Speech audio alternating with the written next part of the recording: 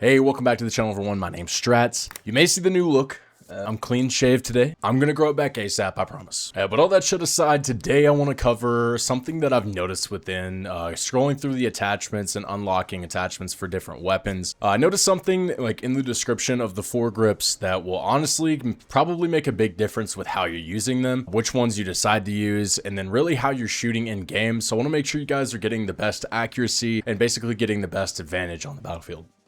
Alright, so I pulled up the game. I'm actually going to go to the loadout section, go into the firing range, and show you guys what I'm actually talking about. So, I know that a YouTuber named AlessGR actually covered a video on all the bait attachments in the game.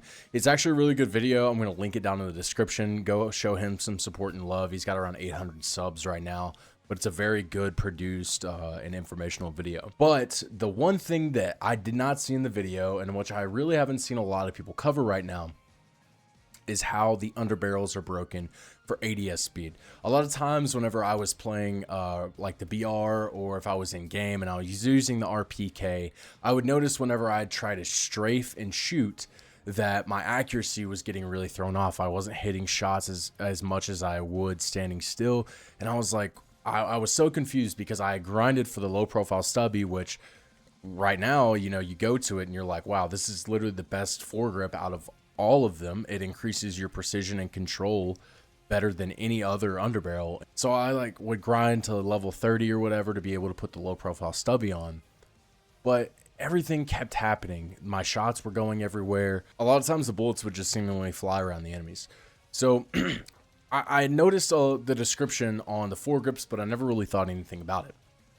So if you go to this, to the alloy foregrip, for example, it's like the second one that you unlock. It just says slightly reduces recoil. Okay, pretty self-explanatory, pretty simple. You keep going up in the tier, and it's like, wow, these things are getting better. My precision and control is going up.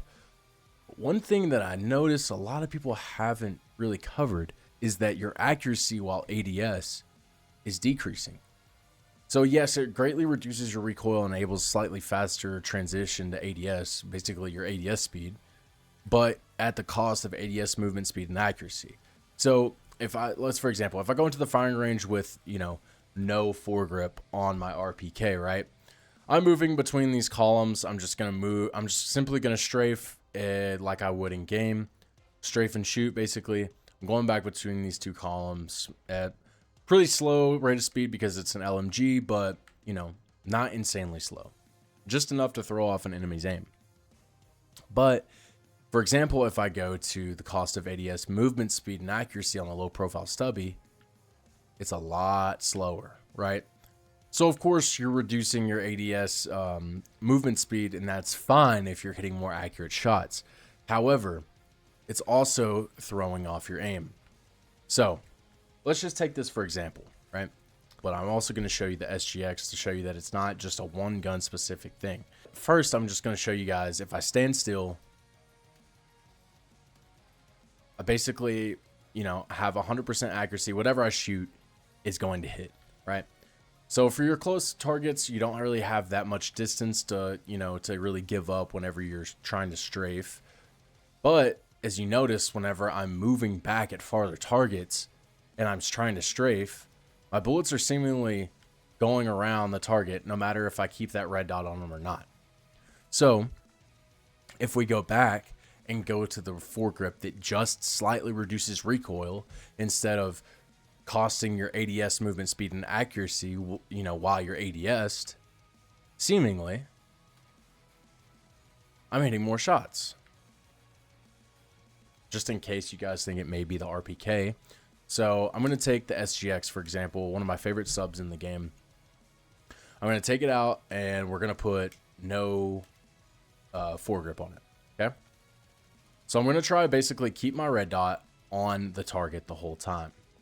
Now, I know from a distance that the SGX is really not that good, but as you can see there, I got 76 damage, and it's not really super hard to get a target down long range. It's just a matter of trying to control that recoil. But if we put on the grip that slightly reduces the recoil, and I aim at the furthest target, boom, okay? Now, if I put on a quote-unquote better grip, that, you know, gives me more precision and control, supposedly. It says cost of ADS accuracy while moving, right? Okay, so this is a third grip. It's a step up above the other grip, and it should give me more precision and control. But now I'm moving back and forth trying to strafe my opponent, and I can really only get a couple shots off on the target, even though I'm seemingly keeping my red dot on. It's way harder to hit that. Now, if I go to the rib stubby, for example, this reduces the recoil and enables a faster transition, a faster ADS speed, right? So I'm not sacrificing any of that accuracy. Now I can seemingly get these targets in way faster times. But another thing that I want to cover with you guys is not only in the foregrip category, it's in the muzzle category. And the YouTuber that I mentioned earlier may have already covered this, but I just want to make sure that it is well known. If you guys look at the double port brake and the compensated brake, the difference between these two is negligible, honestly. The precision and the control are both, they don't move between the two of them. It costs 10 points for one, 20 points for the other.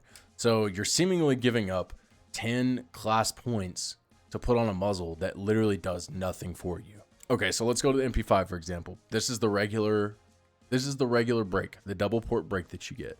My precision is 43, my control is 70. It doesn't change. It's a double port brake and a compensated brake. It costs me 10 more points to get this, but my stats literally do not change. So I honestly think this is a gimmick attachment. Alice might have covered this in his video, but I just wanted to, you know, let everybody know that this is also one of those attachments that you should not be using. If you're going to use an unsuppressed weapon, you should literally just be using the double port brake. It'll leave you 10 free points for whatever else you want to put on your gun. So my advice from here is, if you do want to use an upgraded foregrip, for example, people need to realize that strafing is going to kill your accuracy. If you're going to be really accurate, you need to stand still at the cost of running these higher tier foregrips. Now, if you like to strafe while you're shooting, which I have a habit of it and I like to do it just to try to throw my opponents off, you're not standing in a perfect, you know, a spot so they can completely beam you.